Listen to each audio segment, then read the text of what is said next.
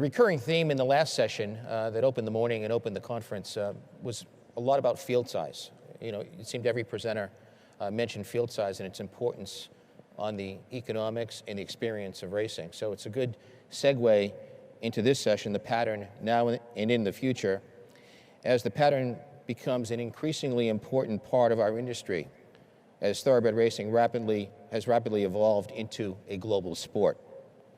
One need only look at the international travel of horses to major sporting events, the Longines sponsorship of the world's best racehorse rankings, the IFHA publication of the world's top 50 Group 1 races, as well as the routine shuttling of stallions across the two hemispheres to fully appreciate the changing landscape of racing from a domestic to international footprint.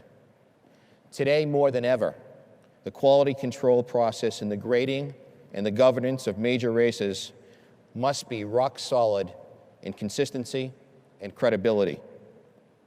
Thoroughbred racing is rich in data and statistics, a trait that it shares with most major sports, but maybe more so in racing, because in the end, the delivery of our information enables fans with the opportunity to make informed decisions.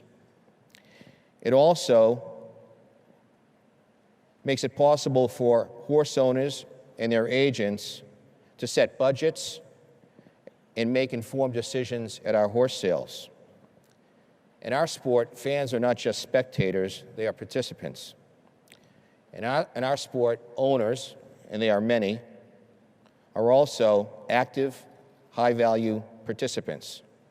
Consistency and credibility is critical.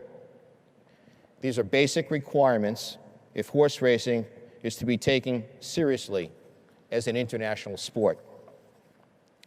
If you look at a one-page snapshot, country by country, with a breakdown of the number of Group 1 races as it stands today, it makes no sense. And it cannot be changed overnight. This sport and this industry have been exposed to growing pains as it has moved to an increasing and more interesting international landscape. We see this quite clearly through the increase in major racing events, which share a common theme to promote international competition at the top level, and also through increased investment in prize money. We are moving in the right direction, but we must also recognize that we are far from perfect. There is clearly an imbalance.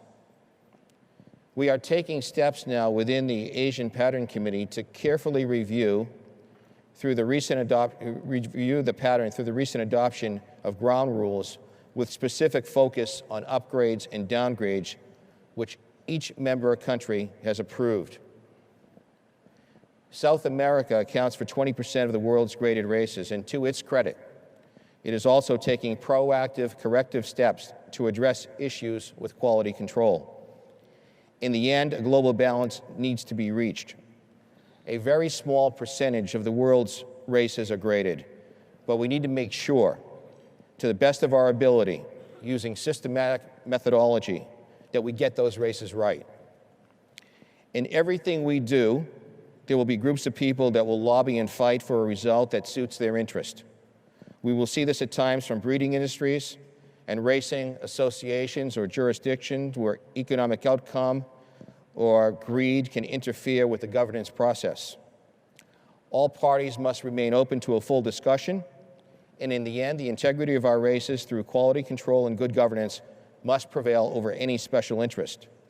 No sport is perfect, but the foundation and the framework must be right in all matters that relate to quality control if racing is to thrive internationally in the decades to come.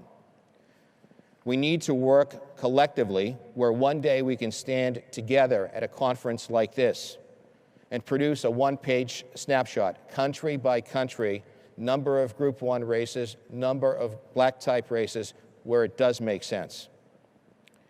Is there a case to create a new category of Super Group 1 races? This is a question where everyone has an opinion, and a question where we may poll the audience today to gauge your response. We may also ask your opinion on whether races that permit the use of medication should be graded. This is one of the biggest issues facing the industry today, and we will discuss it in this forum. This session should be relevant to everybody, to owners, breeders, racing executives, media, everyone in this room. We have assembled an expert panel from across the globe to present a wide range of views and allow for a productive discussion. I hope you enjoy it. Thank you.